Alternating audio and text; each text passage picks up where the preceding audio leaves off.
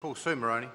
Thank you, Mr Chair. Pleasure to rise and speak on the title clause. Actually, is the one that I would like to focus on for the purposes of this debate, because the title is the New Zealand Flag Referendums Amendment Bill, and just want to put on record how disappointed I am that the amendment that we should have been making to the referendum, but we're not making, is having the yes/no question about whether people want to change the flag at all, because that question should be on the first referendum. We know that 43,000 people signed an online petition calling for exactly that, for yes/no, about whether we wanted to change the flag or not to be the subject of the first referendum. And that's what this amendment bill, that's what a New Zealand Flag Referendums Amendment Bill ought to have been doing if the government was truly listening to the New Zealand public. They've shown that they will change their minds on social media campaigns. I think that's going to be very interesting for the government to contemplate in the future, because that's what they've done in this bill. They've said that they are actually amenable if there are social media campaigns run where there are some numbers of people who express a view, that they will bend to the desire for people to have the red peak flag added to the referendum. But Mr Speaker, Mr Chair, why haven't they listened to the 43,000 people who said they wanted the first referendum to ask the question about whether the flag should be changed at all?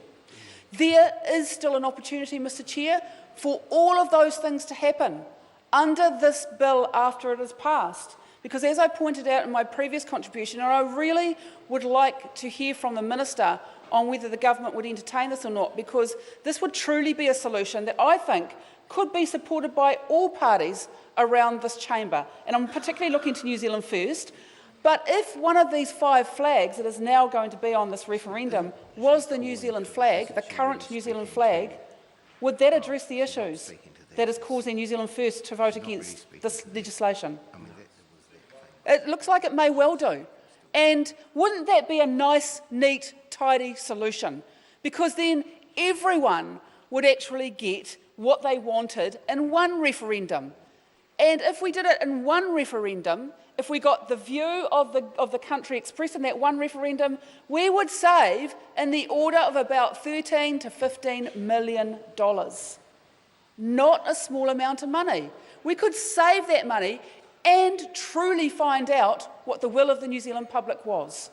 Now, we could save even less money, we could save even more money, cost ourselves an awful lot less, and just look at the poll results and know that if one of those 5 flags was the current New Zealand flag, that almost certainly 70% of people who participated in that referendum would tick the current New Zealand flag. Done and dusted. Probably cost us in the realm of about $10 or $12 million for that one referendum. We could put the members opposite scoff, they don't seem to have the New Zealand taxpayers' interests in mind at all when they're considering this issue about the New Zealand Flag Referendums Amendment Bill. It's a really simple and elegant solution, but if one of those 5 flags in the first referendum was to be the current New Zealand flag, we would get all of this shambles sorted in one swift, easy referendum. Now, wouldn't that be honouring what all New Zealanders want, and that is an appropriate say in whether the flag is changed or not, with the minimum amount of cost to the New Zealand taxpayer? I believe it meets everyone's needs around the Parliament. And therefore, if we are reflective of the New Zealand public, as we ought to be, then that would satisfy the needs of the New Zealand public to have what they quite rightly should insist on, a proper say in how this flag referendum happens. Not a manipulation from the government, not a Prime Minister who, actually, I think if we did that, it might stop people being humiliated by the process of going along to meetings, events where they're going along for all the right reasons to fundraise for cancer research or things like that. and not have to have the Prime Minister lecture them about trying to get his pet project through and trying to have his vanity project mandated. People could go along to those events for the right reasons and not have to suffer being berated by the Prime Minister if they dare to disagree with his view about changing the flag. I call the honourable